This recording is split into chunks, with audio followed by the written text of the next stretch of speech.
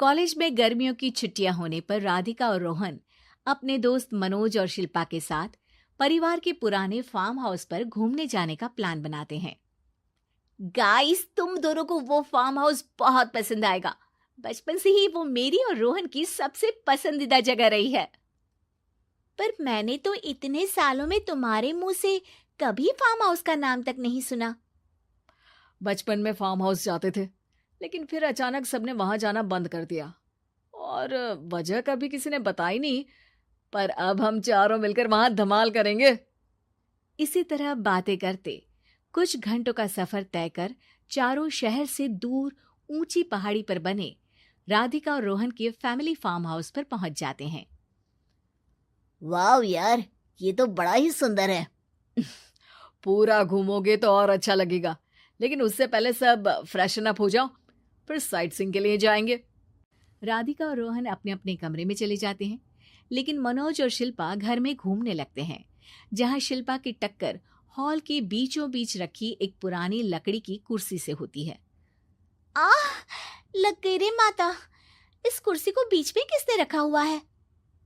अरे तेरे स्वागत के लिए भूत ने रखा होगा। ओए, तुझे बहुत हंसी आ रही है। जब खुद टकराएगा तो पता चलेगा। हाँ ठीक है, पर अभी तो इसे साइड में रख दे। शिल्पा कुर्सी को एक कोने में रख देती है और वो दोनों भी अपने कमरे में चले जाते हैं, जिसकी थोड़ी देर बाद चारों बाहर घूमने निकल जाते हैं। इसी तरह रात हो जाती है। फार्म हाउस में वापस आकर वे लोग सीधा सोने चले जाते हैं। आधी रात को मनोज की नींद खुलती है। बड़ी तेज प्यास लगी है, पानी साथ लेकर सोना चाहिए था। हाँ, अब रसोई तक जाना पड़ेगा। मनोज आंखें मलते हुए कमरे से हॉल में आता है और अचानक रास्ते में रखी कुर्सी से टकराकर जमीन पर गिर जाता है। अरे मर गया रे दादा। शिल्पा सही बोल रही थी, बड़ी तेज लगती है ये कुर्सी तो, पर इसे दोबारा बीच में किसने रखा? मनोज एक बार फिर उस लकड़ी की कुर्सी को कोने में रख पानी पीकर कमरे में चला जाता है। अगली सुबह जैसे ही चारों की नींद खुलती है तो उन्हें अपने बेड के पास साइड टेबल पर चाय का कप रखा मिलता है, जिसे देख वो खुशी खुशी चाय पीकर तैयार होकर कुछ देर बाद हॉल में मिलते हैं। थैंक यू यार राधिका, मुझे नहीं पता था कि तू इतनी अच्छी चाय बनाती है। वैसे मुझे उस बेड टी की बहुत जरूरत थी। ये और चाय, अरे इसे तो पानी तक उबालना नहीं आता। मतलब तूने हमारे लिए चाय बनाई क्या दोस्त? अरे चल पागल है क्या, इतना भी प्यार नहीं है मुझे कि तुम्हारे लिए बेड टी बनाऊं। चाय पर ये चर्चा करते हुए मनोज जैसे ही पीछे मुड़ता है तो एक बार फिर लकड़ी की पुरानी कुर्सी से टकराकर उस पर गिर जाता है। हाय रब्बा, अरे चाय छोड़ो, पहले ये बताओ कि इसे बार बार बीच में कौन रखता है? कल रात ही मैंने इसे साइड किया था। तुम पहले ये बताओ कि चाय किसने बनाई थी? सबकी बातों को कुछ देर ध्यान से सुनने के बाद राधिका हैरानी से कुर्सी की तरफ देखने लगती है। भूत दीदी। राधिका की बात सुन आपस में झगड़ रहे सारे दोस्त शांत हो जाते हैं।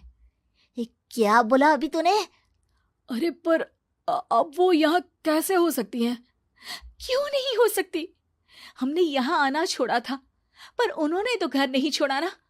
और याद करो, ऐसे बेड के पास कप रखना और कुर्सी को कमरे के बीच में रखना, ये सब वही तो करती थी।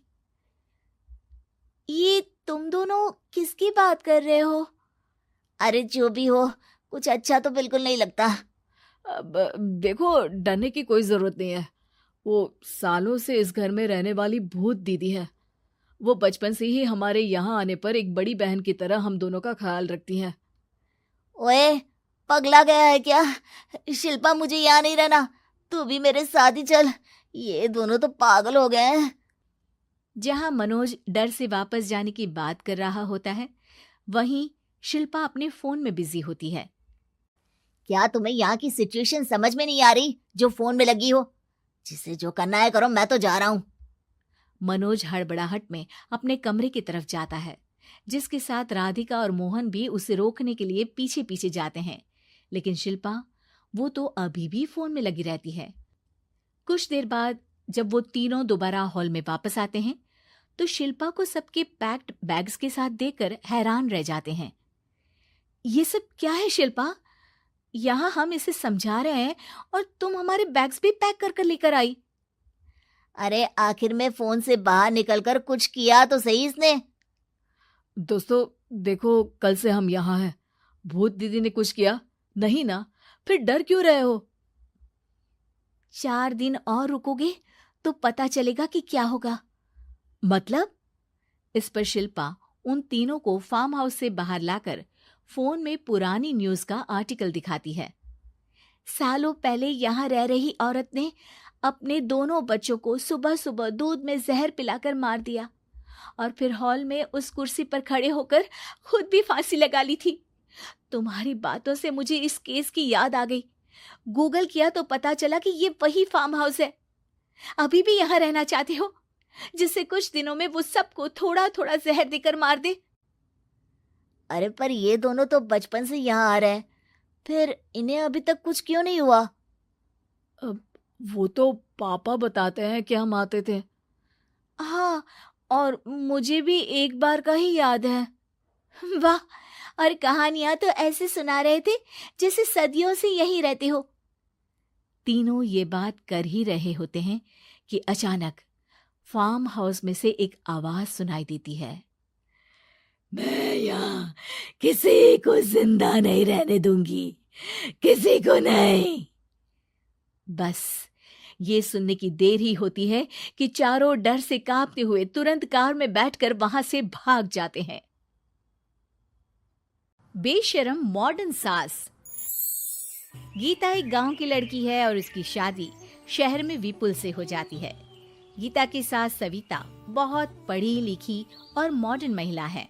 शादी के कुछ दिन बाद, गीता, तुम आज शाम को तैयार रहना, हम डिनर बाहर ही करेंगे। इसकी क्या जरूरत है जी, मैं घर पर ही खीर पूरी बना लूंगी। अरे नहीं नहीं, खीर पूरी वाला डिनर नहीं, हम कुछ साउथ इंडियन और चाइनीज खाएंगे। ठीक है, मैं तैयार होकर आपसे मिलूंगी। विपुल अपने ऑफिस चला जाता है। अरे बाप रे, ये क्या खाना होता है? हमारे गांव में तो मैंने कभी ऐसे नाम भी नहीं सुने। चलो शाम को जाकर देख लूंगी। शाम को विपुल आता है और गीता विपुल के सामने आकर खड़ी हो जाती है। देखो जी, आपके आने से पहले ही मैं तैयार होकर बैठी हूँ। अरे ऐसे कौन तैयार होता है? क्या हुआ जी? मैंने लाल रंग की अच्छी सी साड़ी तो पहनी है, इसमें क्या कमी है? ये सारे बाल तुमने सिंदूर से रंग लिए हैं और इतनी मांग क्यों भरी है? अरे आईने में जाकर अपने होंठ देखो, कैसी लिपस्टिक लगाई है। और ये कपड़े देखो अपने, जाओ जाकर बदल कर आओ। हाँ, तो क्या पहन कर आऊं? जो मर्जी पहन लो। वैसे भी अब मैं कहीं नहीं जा रहा, बना लो यहीं पर खाना। दोनों खाना खाकर सो जाते हैं। अगली सुबह, विपुल, कल तुम कहीं बाहर जाने वाले थे ना? हाँ, जाने वाला तो था, लेकिन मॉम, आपने भी पता नहीं किस गंवार को मेरे साथ बांध दिया है। गुप्ता जी ने बोला था कि बहुत बढ़िया लड़की है, लेकिन ये तो मरा हुआ सांप गले में लटका लिया है। मॉम, मैं मेरे दोस्तों के सामने भी इसे नहीं ले जा सकता, क्योंकि अगर किसी ने इसे देख लिया तो मैं दोबारा मुंह दिखाने के लायक नहीं रहूंगा। ए जी, क्या मैं इतनी बुरी हूँ? पहले तो अपना नाम देखो कि क्या नाम है। इतना ओल्ड नेम, गीता। तो नाम तो बदला भी जा सकता है। मैं तो तुझे ही बदलना चाहती हूँ। मेरा बस चले तो तुझे आज ही बदल दूं। माँ जी, आप ऐसा क्यों कह रही हो? अरे चल हट गंवार कहीं की। खबरदार अगर मुझे माँ जी कहा तो। अभी तो मैं इतनी हॉट और जवान हूँ और तूने मुझे बुढ़िया बना दिया। माँ, मैं तो ऑफिस जा रहा हूँ, थक गया इससे। विपुल ऑफिस चला जाता है और सविता शाम को अपने कुछ कपड़े गीता को देती है। गीता, आज तुम्हें आखिरी मौका दिया जा रहा है। अगर तुमने कोई गड़बड़ की तो मैं तुम्हें घर से निकाल दूंगी। ये कपड़े पहनकर बाहर आ जाओ। ये तो जीन्स है माँ जी। हाँ तो क्या हुआ, पहन ले। गीता जींस पहन लेती है, लेकिन वो उन कपड़ों में बहुत ज्यादा असहज महसूस करती है। आज मेरे साथ बाहर चल, तुझे शहर के तौर तरीके सिखाऊंगी, लेकिन ध्यान रहे कि जैसा बताऊं ऐसा ही करना है। सविता गीता को लेकर मैकडी पहुंच जाती है और वहां 2 बर्गर मंगाती है। माँ जी, ये क्या है? माँ जी नहीं, मॉम। बर्गर है ये, चुपचाप खा लो, मेरी बेइज्जती मत कराओ। और जींस को बार बार पकड़ क्यों रही हो, और इस टॉप को नीचे क्यों खींच रही हो? मत करो ऐसा, नहीं तो सब समझेंगे कि तुमने ऐसे कपड़े पहली बार पहने हैं। गीता बर्गर को हाथ से तोड़कर खाने लगती है। सविता गुस्से में वहां से आकर कार में बैठ जाती है। गीता भी पीछे पीछे आती है।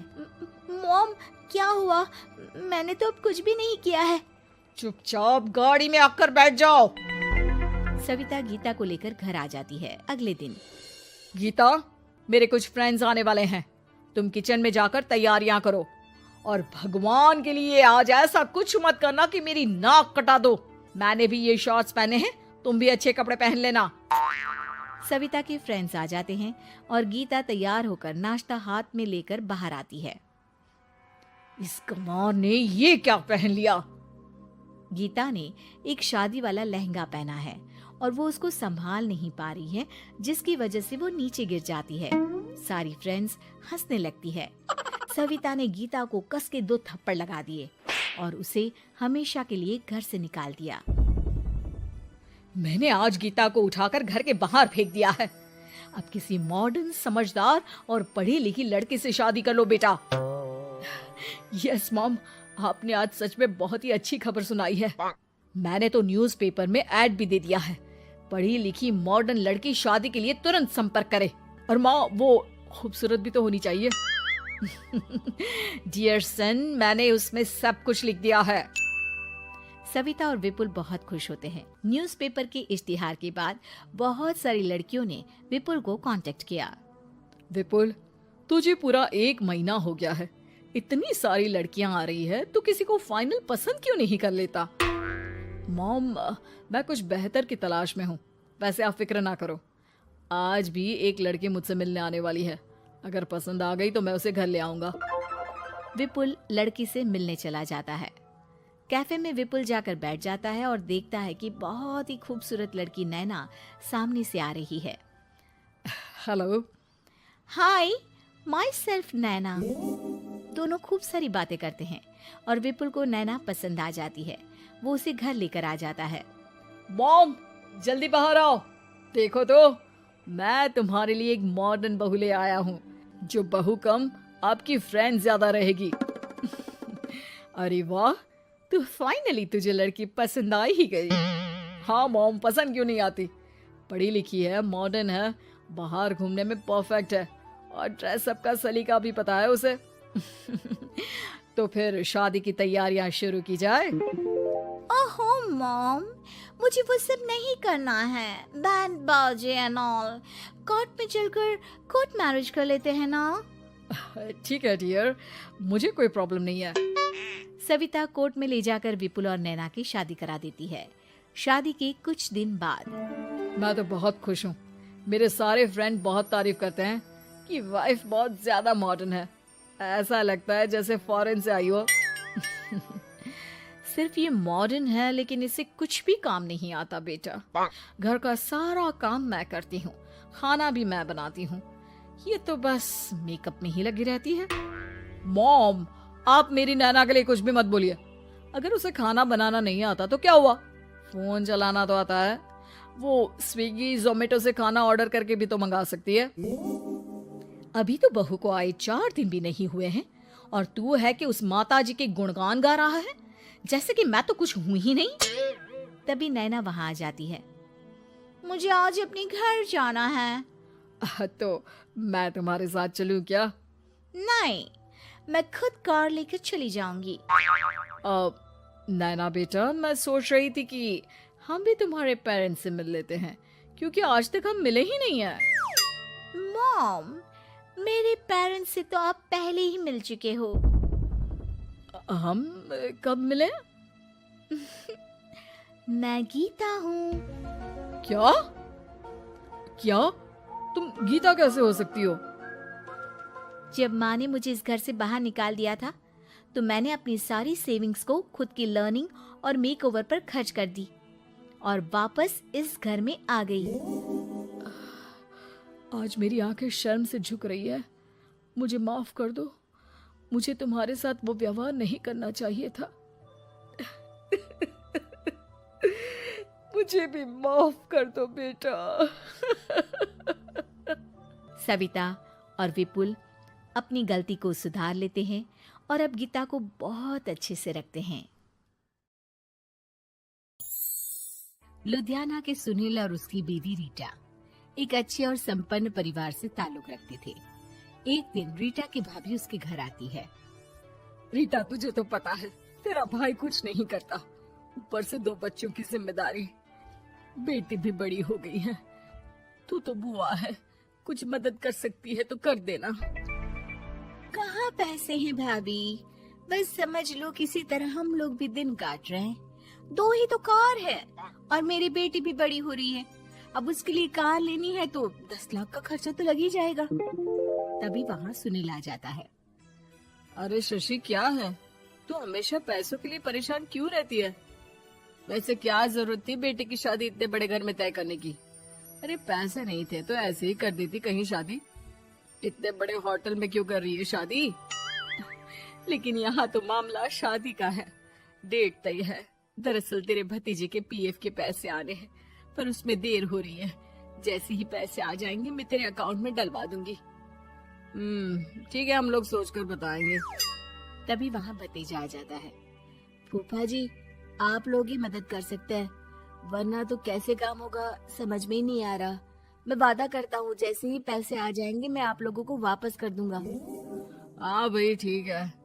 अब देख भाई, हमारे लड़के तो सारा दिन घर पर पड़े रहते हैं, ना कमाते हैं ना कुछ कमाने की इच्छा रखता है। लेकिन चल, ये ले, कितने पैसे चाहिए? जी 4 लाख रुपए। ठीक है, लेकिन पैसे ध्यान से वक्त पर वापस लौटा देना। सुनील मुसीबत के वक्त बीवी के भतीजे की मदद तो कर देता है, लेकिन उन लोगों के जाने के बाद देख ले रीटा, तेरे मायके वालों ने मांगा तो दे दिया, वरना इन लोगों का मुझे कोई भरोसा नहीं है। अरे क्यों भरोसा नहीं है? इससे पहले तो कभी इन लोगों ने आपसे मदद भी नहीं ली। हाँ, ली तो नहीं, लेकिन पैसे की किल्लत ही रहती है ना इन लोगों के पास। अरे ठीक है ना, नहीं लौटा पाए तो भतीजे के ससुराल से निकाल देंगे। सुना है बड़े घर में शादी हो रही है। सुनील और रीटा पैसे तो दे देते हैं, लेकिन अगले रोज ही। हाँ भाई साले साहब, क्या हाल है? ठीक हूँ जीजा जी। क्या बात है, सालों बाद आपका फोन? जरूर कोई बात होगी, बताइए ना। अरे वो तेरी बड़ी भाभी आई थी, बेटी की शादी कर रही है ना, तो पैसे लेने के लिए मैंने दे दिए 4 लाख। सोचा भाई किसी गरीब की बेटी की शादी हो रही है, पुण्य मिल जाएगा। अच्छा किया जीजा जी, उनका बेटा बहुत मेहनती है, जल्द ही लौटा भी देगा।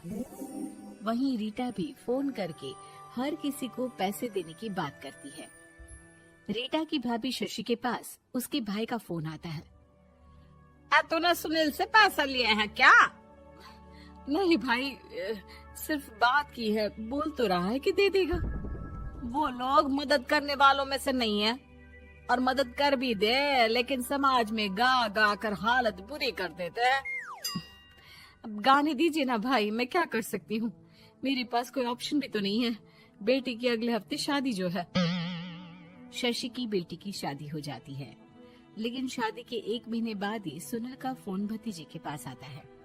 हाँ भाई, शादी तो हो गई हम लोगों की दुआ से। अब देख, ऐसा ही फायदा होता है पैसे वाले रिश्तेदार हो तो। तेरे वक्त पर हम कैसे खड़े हो गए थे, लेकिन अब पैसा लौटा दे भाई। जी, मैंने पीएफ के लिए अप्लाई कर दिया था, उसकी नोटिफिकेशंस मैं आपको भी भेज देता हूँ। मुझे लगता है 10 दिन में पैसे आ जाना चाहिए। जैसे ही पैसा आएगा मैं आपके अकाउंट में डाल दूंगा। और ना जी ना, कोई नोटिफिकेशन नहीं चाहिए, पैसा चाहिए, पैसा। अब ठीक है अंकल, बस 10 दिन का समय दे दीजिए। अभी हफ्ता भी पूरा नहीं होता कि भतीजे के पास उसके गांव के दूर के चाचा का फोन आता है। अरे बेटा, क्या बात है, सुनील के कोई पैसे ले रखे हैं तो दे क्यों नहीं देता? हाँ चाचा जी, बात तो हुई थी, 10 दिन का वक्त मांगा है, उम्मीद है हो ही जाएगा। अरे फोन कर रहा है, रोज बता रहा था कि बेटी की शादी में मदद की थी। अब क्या है ना, भले ही शादी 10 दिन रोक देते, लेकिन सुनील से मदद नहीं लेनी चाहिए थी। याद है ना, मधु की मदद करके कितना बदनाम कर दिया था उसने पूरे घर को सोसाइटी में। हाँ चाचा जी, मैं भी यही सोच रहा था कि उन लोगों से मदद नहीं लेनी चाहिए थी। कई लोगों के फोन आ चुके हैं। वही रीटा अपनी भाभी को फोन कर देती है। क्या है भाभी, कब पैसे लौटाओगी? पता है ना ये कितना बोल रहे थे, तुम्हारे बोलने पर मैंने पैसे दिए हैं। भाभी अब तो आपके बेटे की कार बेच दो और हम लोगों के पैसे दे दो। अरे लेकिन रीटा, बात तो 3 महीने की हुई थी ना, अभी तो 2 महीने भी नहीं हुए पैसा लिए, थोड़ा तो सब्र करो। नहीं नहीं भाभी, वैसे मेरा बेटा टिक्कू आ रहा है आप लोगों के घर रहने के लिए, उसको अच्छे से खिलाना पिलाना, समझी? भाभी को समझ में नहीं आता कि वो क्या करे। वो बेटे से बात करती है। अरे माँ, इन लोगों से मदद लेकर सच में बहुत बड़ी गलती कर दी। मुझे खुद समझ में नहीं आता कि कैसे इन लोगों के पैसे जल्द से जल्द दे दूं। तभी डोरबेल बजती है और रीटा का बेटा टिक्कू घर में आता है। आओ बेटा, मामी के घर पहली बार आए हो रहने? आप पापा बोल रहे थे कि आप लोग पैसे का ब्याज तो दे नहीं पाओगे, तो तब तक मैं यहीं रह लूं। और हाँ, मैं एसी के बिना नहीं सो पाता। आप लोग अपना देख लेना और पैसे जल्दी लौटा देना, क्योंकि मैं थोड़ा जल्दी जाना चाहता हूँ। रीटा का फोन शशि के पास आता है। भाभी, पैसे कब तक दोगे? बेटी की विदाई के बाद शशि के घर का माहौल बिल्कुल बदल जाता है। वो हर वक्त बेटे से उसके पीएफ के पैसे पूछती, और पीएफ यानी कि सरकारी काम। आजकल में पूरा 1 महीना और बीत जाता है। भाभी, मैं और ये अमेरिका जा रहे हैं, घूमने के लिए पैसों की बहुत जरूरत है। रीटा, मैं पूरी कोशिश कर रही हूँ कि जल्द से जल्द पैसे का इंतजाम कर दूं, लेकिन पक्का नहीं बोल सकती। तभी सुनील का फोन भतीजे के पास आता है। देख माना 3 महीने की बात हुई थी पैसे लौटाने के लिए, लेकिन अभी मुझे पैसों की काफी जरूरत है। मैं अमेरिका जा रहा हूँ, तो पैसे मैंने किसी से ब्याज में पकड़ लिए हैं। तू हर महीने 4 लाख का 20,000 ब्याज डाल देना मेरे अकाउंट में। सुनील फोन रख देता है, लेकिन भतीजा काफी परेशान हो जाता है। वो ऑफिस से शाम को घर आता है कि माँ पूछती है, क्या हुआ बेटा? बेटा माँ को सारी बात बता देता है। माँ भगवान के सामने हाथ जोड़कर खड़ी हो जाती है और रोने लगती है कि तभी बेटे का मोबाइल पर मैसेज बजता है। माँ, पीएफ के पैसे आ गए। और वो ऑनलाइन ही सुनील के पैसे वापस कर देता है। भला हो भगवान का। लेकिन आज एक बात तो समझ में आ गई, मदद हमेशा उन लोगों से लो जो मदद के बदले आपसे मदद में दी गई रकम ही वापस लें, ना कि समाज में आपकी इज्जत। बेटी की परवरिश। जिंदगी किसी को किस मोड़ तक ला सकती है। एक दिन कविता अपने पति से कहती है, कौन है ये बच्ची, बताते क्यों नहीं, क्यों लेकर आए हो इसे यहाँ? कविता, ये मेरी बच्ची है। माँ पापा मेरी शादी शिवानी से करने के लिए मान नहीं रहे थे, लेकिन मैं उससे बहुत प्यार करता था। अब वो इस दुनिया में नहीं है, लेकिन सन्निका की जिम्मेदारी मेरी है, इसे मैं अपने पास ही रखूंगा। कविता ये देखकर सुनकर सन्न रह जाती है। कैसी बात कर रहे हैं आप, लोग क्या कहेंगे, मैं कैसे इस बच्चे के साथ जीवन चलाऊंगी? देखिए, इसे देखकर मुझे टेंशन हो रही है। आप इसे ले जाइए यहाँ से, मेरी भी तो बेटी है, मैं उसका हक कैसे मार दूं? दिनेश कविता को किसी तरह समझा लेता है। देखो सन्निका, ये आज से तुम्हारी माँ है, इन्हें तुम्हें माँ कहना है। कविता को तो सन्निका को देखना भी गवारा नहीं है, फिर वो उसकी माँ कैसे बन पाती? और शायद दिनेश भी ये हकीकत जानता था। कुछ साल बाद देखिए, अब राधिका बड़ी हो गई है, उसके लिए किसी अच्छे घर का रिश्ता देखिए ना, शादी तो करवानी है ना। हाँ, लेकिन सन्निका उससे बड़ी है, पहले तो उसकी शादी तय करेंगे ना। जमाना जानता है कि वो एक नाजायज लड़की है, कोई उससे शादी क्यों करेगा? वैसे भी आता है क्या उसे, जो कोई उसे अपने घर की बहू बनाएगा? तभी वहाँ सन्निका आ जाती है। पापा, मुझे स्कॉलरशिप मिल गई है, आगे का सारा खर्चा यूनिवर्सिटी वाले उठाएंगे, मैं कल ही वहाँ हॉस्टल में शिफ्ट हो रही हूँ। लो, सुना दिया ना फैसला। अरे अब क्यों शिफ्ट हो रही हो, पहले ही हो जाती शिफ्ट, दुनिया में यूं कालिक तो ना होती हमारी। क्या यार कविता, एक तो खुशी की बात है कि लड़की को कुछ आगे बढ़ने पढ़ने का मौका मिल रहा है, लेकिन नहीं, तुमको तो केवल ताना मारना ही आता है। जाकर देखो शिवानी क्या कर रही है। अरे हाँ, मैं शिवानी को दूध देना भूल गई, वो कैसे उठेगी? कविता को ये सुनकर गुस्सा आ जाता है। हाँ हाँ, अपनी किताबों से फुर्सत मिले तब ना। मेरी बेटी ना कुछ खाए ना कुछ पिए, यही तो चाहती हो तुम। सन्निका, जिसने कभी कविता से बात ही नहीं की थी, क्योंकि वो उसे हमेशा कोसती, वो वहां से बिना कुछ कहे निकल जाती है। खाना तो पूरा बन गया, अब जाकर आराम से पैकिंग करती हूँ, कल वक्त से निकल जाऊंगी। देखिए जी, वैसे तो ये लड़की मुझे एक आंख पसंद नहीं, अपने कमरे में पैकिंग कर रही है। अरे मुझसे तो कभी बात भी नहीं करती। आप साफ साफ बोल दीजिए उसे कि घर से जाएगी तो सारा काम कौन करेगा? उसकी माँ। माँ का नाम सुनकर सन्निका भी वहाँ आ जाती है। नहीं, वो कैसे करेंगी, वो तो मर गई है ना। उस मनहूस औरत को मेरे घर में याद करने की कोई जरूरत नहीं है, समझी? वैसे भी ना होते हुए भी तेरी शक्ल में लगता है कि वो हमारे बीच में ही है हमेशा से। तो ठीक है ना, जब जा रही हूँ तो क्यों प्रॉब्लम हो रही है आपको? सन्निका घर से निकल रही थी। कविता ना चाहते हुए भी सन्निका को रोक लेना चाहती थी, और वजह थी सिर्फ उसकी सोशल लाइफ का डिस्टर्ब हो जाना। किटी में कविता की सहेलियाँ कहती हैं, क्या बात है, तू परेशान सी लग रही है, सब ठीक तो है ना?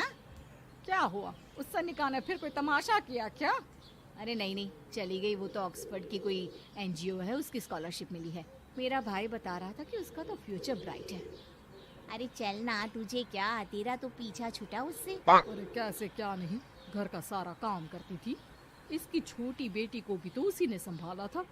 याद है, उसकी छोटी बेटी का जो केस हुआ था, वो भी अपने सर ले लिया था। हाँ, तो बदले में सारा खर्चा भी तो हम लोग ही उठा रहे थे ना। और पता है, वो मुझसे बात भी नहीं करती, जैसे पता नहीं मैं ही उसके माँ के मरने के लिए जिम्मेदार हूँ। अरे खुद को क्यों दोष दे रही है? तूने जो किया शायद कोई नहीं करता। कविता को समझ में नहीं आ रहा था कि उसके साथ ऊपर वाले ने ऐसा क्यों किया। वो शाम को घर आती है। आज तो बहुत खुश होगी तुम, एक बला से छुटकारा मिला ना तुमको। बेचारी की जिंदगी नरक बना कर रखी थी। वो तो कहते हैं ना, ऊपर वाला सब देखता है। देखो, चुन लिया उसने अपना रास्ता। कविता का मन तो करता है कि वो पति को सब कुछ सुना दे, लेकिन सामने सास खड़ी होती है। ये तो है, बेचारे को खाना बनाने से लेकर घर के सारे काम करने पड़ते थे। बाहर का भी कोई काम होता तो वही देखती। अब देखते हैं घर का काम कैसे होता है। तभी कविता की बेटी उसके लिए चाय लेकर आ जाती है। लो माँ चाय। कैसी रही किट्टी? अच्छी थी बेटा, खाने में कुछ बनाया है क्या? हाँ, सन्निका दीदी जैसी ही सब्जी बना दी है, आप रोटी बना लो। और हाँ, कल मैं चली जाऊंगी इलेक्ट्रिक बिल और राशन लाने के लिए। अच्छा, पैसे मैं दे दूंगी। सन्नी का कार्ड दे गई है ना? हाँ माँ, एक कार्ड तो देकर गई है। अरे चोर नहीं थी वो, मेरे बेटे का ही खून है। पता नहीं कितना घमंड भरा है इसमें। अरे छोड़ो ना माँ, जिसको जो बनना था वो बन ही जाएगा। अच्छा माँ, कल चलना है उसके कॉलेज में, सभी पेरेंट्स को बुलाया गया है। अब कविता तो जाने से रही, तो हम ही साथ चलते हैं। हाँ बेटा, उस बिन माँ की बेटी का है ही कौन। अब क्या था, कविता का गुस्सा फूट पड़ता है। हाँ, आप लोगों के जैसे तो इंसान नहीं देखे मैंने। अरे मेरे सामने ही अपनी नाजायज बेटी को लाकर बिठा दिया। रोज मैं उसे देखती तो एहसास होता कि कैसे आपने मुझे इतना बड़ा धोखा दिया। जरा सोचिए तो, अगर ऐसा ही कुछ मैंने किया होता तो। अरे रहने दे, क्या नहीं किया तूने उसके बदले में। उस मासूम के साथ क्या क्या करती थी सब जानते हैं हम। अरे छोड़ो ना माँ, ये तो एक बात लेकर बैठ जाती है। चलो सोने चलते हैं। अगले दिन दिनेश और उसकी माँ सन्निका के कॉलेज में जाते हैं। कैसी हो बेटा, मेरा नाम रोशन करना। जरूर पापा, ये ले बेटा, पैसे रख ले। नहीं, वो कविता ने कार्ड दिया है। अरे बेटा, वो माँ है तुम्हारी, उसका नाम क्यों लेती हो? अरे हटाओ भी, क्या ही क्या है उसने इसके लिए, क्यों माँ बोले। तभी वहाँ सन्निका की टीचर आ जाती है। सन्निका की माँ नहीं आई? जी नहीं, वो घर में बेटी है ना, सबका एक साथ आना तो मुमकिन नहीं था। तो उन्हें भेज देते, हम सभी उनसे मिलना चाहते हैं। मानना पड़ेगा, बहुत अच्छी तरह से पाला है उन्होंने अपनी बेटी को। क्या घर का काम, क्या बाहर का, कॉन्फिडेंस तो कूट कूट कर भरा है। पैसे रुपये के लिए भी इसे किसी का मुंह नहीं देखना पड़ता। स्कूली शिक्षा भी लाजवाब है। पिता और दादी को एहसास होता है कि जिस कविता के पालन पोषण पर उन्हें हमेशा से शक रहा, वो सन्निका के भविष्य के लिए किसी वरदान जैसा साबित हुआ। बेटी का बलिदान। सृष्टि मयंक से बहुत प्यार करती थी। वो उसके साथ अपने सुनहरे भविष्य के सपने देखती। लेकिन जब ये बात उसके माता पिता को पता चलती है, सृष्टि, तुम घर वापस आ जाओ, कोई जरूरी काम है। पर माँ, कल मेरा ऑफिस है, मुझे छुट्टियों के लिए अप्लाई करना होगा। नहीं, इतना वक्त नहीं है, बस तुम आ जाओ जल्दी से। सृष्टि घर आती है तो पहले से ही कुछ लोग घर में बैठे होते हैं। वो लोग सृष्टि को देखने आए होते हैं। उसी में एक लड़का भी होता है, साहिल। मुझे सृष्टि पसंद है, मैं शादी के लिए हाँ करता हूँ। लेकिन माँ, आप तो जानती है कि। अरे चुप, कुछ मत बोल। सभी सृष्टि को चुन्नी चढ़ाकर चले जाते हैं। माँ, मैं किसी और से प्यार करती हूँ। मयंक काफी पैसे वाले घर का लड़का है। आपको पता है, हमारे पूरे ऑफिस का मालिक भी वही है। माँ, वो मेरे बिना नहीं रह पाएगा। अरे पता है ना तेरी बब्बी मासी, उनकी बेटी की शादी अमेरिका में हुई। यहाँ हर किसी के घर में कोई ना कोई विदेश में है, तो तू भी बाहर ही जाएगी। साहिल ने इतनी लड़की रिजेक्ट की है, अब तू हाँ बोल दे तो शादी के लिए वो लोग तैयार ही है, क्योंकि वो लोग सिर्फ 10 दिन के लिए ही आए हैं इंडिया में। कैसी बात कर रही हो माँ, मुझे एक बार तो ऑफिस जाना ही होगा। लेकिन वो लोग मानते ही नहीं और सृष्टि की शादी साहिल से हो जाती है। शादी के बाद सृष्टि मयंक के पास जाती है। सृष्टि, तुमने शादी भी कर ली और मेरे माता पिता विदेश में मेरी शादी कराना चाहते थे। मैंने काफी समझाने की कोशिश की, लेकिन मेरे भाई और पापा नहीं माने। I am sorry Mayank. अरे तो मैं विदेश में कहीं शिफ्ट हो जाता यार, इतने सारे बिजनेस है मेरे। सृष्टि मयंक के सामने रोकर वहाँ से चली जाती है। लेकिन शादी के बाद जब वो विदेश साहिल के घर जाती है तो देखो, ये एक कमरा है मेरा, मैं यहीं रहता हूँ, और ये एक सोफा कम बेड है। रात में मैं इसे बेड बना लेता हूँ और दिन में सोफा। और देखो, मैं ज्यादा कमाता नहीं हूँ, तो तुम्हें भी मेरी मदद करनी होगी फाइनेंशियली। सृष्टि हाँ में सर हिला देती है। अगले दिन साहिल के जाने के बाद वो माँ को फोन करती है। क्या है माँ, कहाँ शादी करवा दी? एक तो कोई चेहरा यहाँ अपना सा नहीं दिखता, ऊपर से ये घर। विदेश के नाम पर क्या कर दिया आपने माँ? साहिल यहाँ सेटल भी नहीं है। मयंक के तो कितने बिजनेस थे, आलीशान बंगला, नौकर चाकर।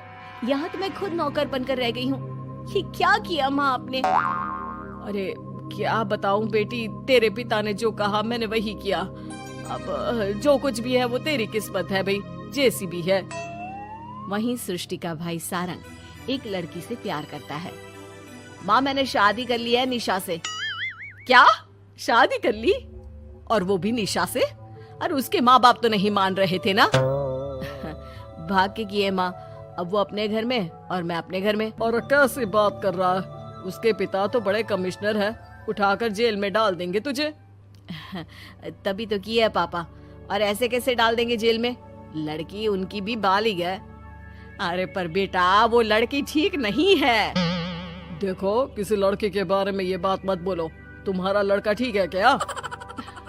काश मैंने सृष्टि की शादी भी उसकी पसंद से की होती, तो आज मुझे इतना रोना तो ना आता। अरे माँ, तुम उसकी बात पर मत आया करो ना।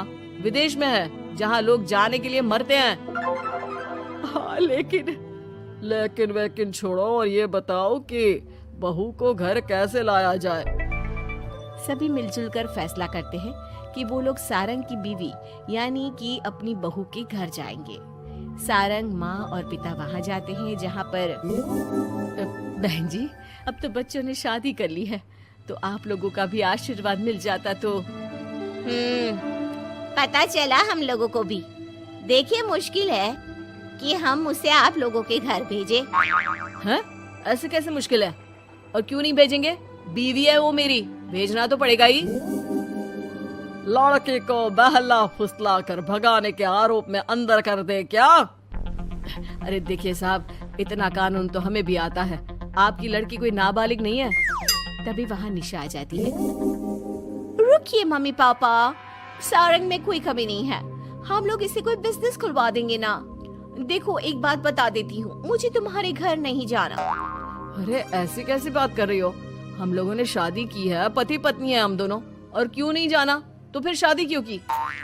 शादी इसलिए की क्योंकि तुम मुझे अच्छे लगे, लेकिन इतना बड़ा घर शान और शौकत छोड़कर तुम्हारे साथ आने के लिए मैं रेडी नहीं हूँ। एक तो तुम्हारा घर जिस मोहल्ले में है वो मोहल्ला बहुत खराब है, वहीं से शायद हमारी काम वाली भी आती है ना माँ? हाँ हाँ, इन्हीं लोगों के पीछे वाली गली से आती है कमला। देखो सारंग, पापा हम लोगों को आराम से पॉश कॉलोनी में फ्लैट दिला देंगे, काम भी शुरू करवा देंगे, तो तुम हम लोगों के साथ रहो। रही बात माँ पापा की तुम्हारे, तो रोका किसने है? साल में होली दिवाली मनाने हम जाया करेंगे ना उनके घर। सारंग अपने माँ पापा से कहता है, माँ मुझे निशा की बात ठीक लग रही है, वैसे भी आप लोगों के साथ तो पूरी लाइफ स्ट्रगल ही करता रहूंगा। अरे कैसी बात कर रहे हो सारंग, हम लोग यहाँ बहू लेने आए थे, बेटा देने नहीं। अब देखिए जो होना था वो तो हो गया, अब तो आप सारंग को यहीं छोड़ दीजिए और विदाई लीजिए। हाँ हाँ माँ, मैं अब यहीं रहूंगा, आप लोग जाओ, मैं अब उस मोहल्ले में नहीं आने वाला। सारंग के माता पिता वहां से चले जाते हैं। अब जब भी माँ सारंग को फोन करती तो या तो वो फोन काट देता या उठाता ही नहीं। एक बार सारंग के माता पिता काफी बीमार होते हैं कि तभी उन लोगों के पास सृष्टि का फोन आता है। कैसी हो माँ? तबीयत ठीक नहीं लग रही है। तुम्हें और पापा को कुछ हुआ है क्या? अरे बेटा 2 दिन हो गए हम लोग कमरे में बंद है, कोई डॉक्टर के पास ले जाने वाला तक नहीं है। हाँ माँ, मैंने सारंग को फोन किया था लेकिन उसने कहा। अरे वो तो बात तक नहीं करता, पैसे वाला हो गया है ना। रुको माँ, मैं कुछ करती हूँ, आप दोनों तैयार हो जाओ। थोड़ी ही देर में उन लोगों की डोरबेल बजती है। माँ दरवाजा खुलती है तो सामने एक हैंडसम सा लड़का लंबी कार लेकर खड़ा होता है। मयंक हो ना तुम बेटा? मयंक उन दोनों के पैर छूता है और डॉक्टर के पास ले जाता है। डॉक्टर, मैं आप लोगों को अंकल आंटी के घर का पता दे दूंगा, आप इन लोगों के घर हफ्ते में 1 बार जाकर रूटीन चेकअप कराना। जी जी मयंक जी, जैसा आप कहें, आखिर ये अस्पताल आप ही का तो है। मयंक का रुतबा देखकर माँ बाप को अफसोस होता है कि क्यों उन लोगों ने विदेश के नाम पर बेटी को बाहर भेज दिया, लेकिन बेटी ने भी उनका मान रखा। चाहती तो निशा की तरह भागकर वो भी शादी कर सकती थी। क्या सोच रहे हैं आप लोग? चलिए मैं आप लोगों को घर छोड़ देता हूँ। और हाँ, मैं और सृष्टि आज भी अच्छे दोस्त हैं, तो आप लोगों को कोई भी समस्या हो तो फोन कर दीजिएगा।